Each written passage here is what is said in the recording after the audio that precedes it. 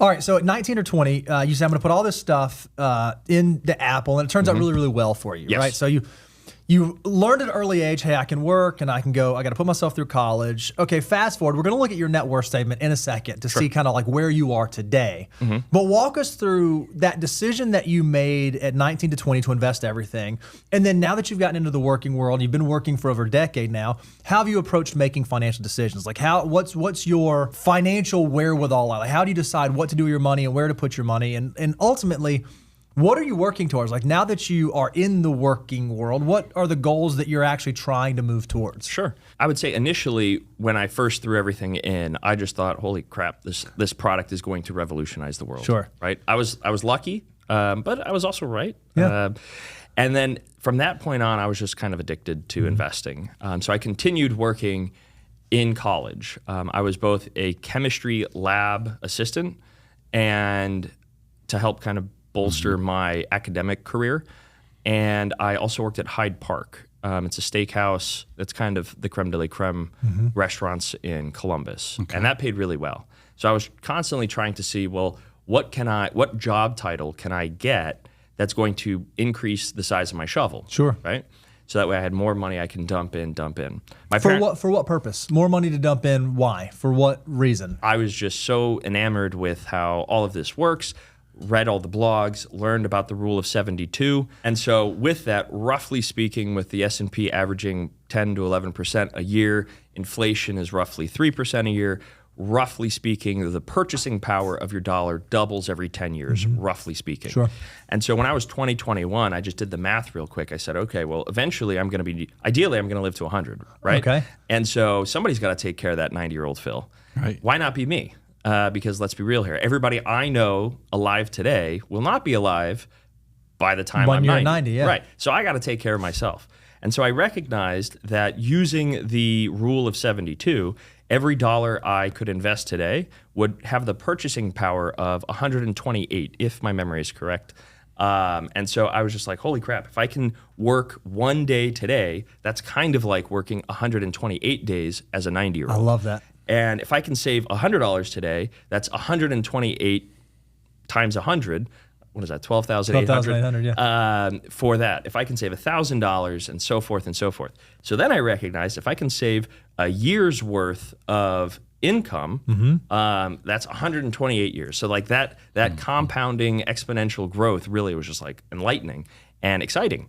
So initially it was not a goal other than I've recognized this thing that works, this thing that happens. Yes. And so if I can save 1 month today, there's 12 months in a year, 10 years in a decade, quick math, that's 120 months, right? So if I can work and save 1 month's worth of income as a 20-year-old, that is literally going to pay for an entire decade of my 90s. I love it.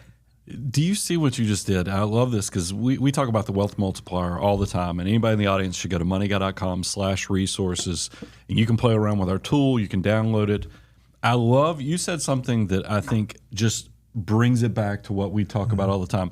I make the statement, and Bo even has the koozie, $1 invested for that 20 to 21-year-old, to make that thing legal, is going to have the opportunity to turn into $88. I love what you just said there, though. If you change this, and this, I want everybody to listen, 1 month, or just say 1 week's worth of work, if it's invested, it could provide for a 20 to 21-year-old 88 weeks of time. You start thinking about that, it's literally, to your point, that's years. Yeah. And that's a pretty remarkable thing that at a young age, you kind of caught that concept. I mean, that really is an amazing thing.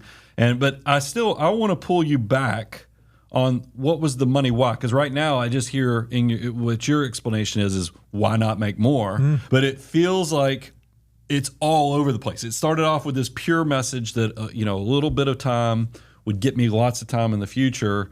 But I don't know that we stayed on point with that. So can you kind of bring in what was the why? It was, if I could get more, I could buy my time back, is essentially what it was in a nutshell. So are you like a fire proponent? Is that the thing that I would where say you're going? I'm a recovering fire enthusiast. Recovering fire enthusiast. I like that. And the reason why recovering and not still like balls to the wall, full speed ahead, is one day I would like to have kids. And I think one of the important things of having children is, setting an example. And it's going to be really hard to set an example of the importance of work and contribution to society and helping others if I'm just kicking back, sipping Mai Tais all the time. Yeah.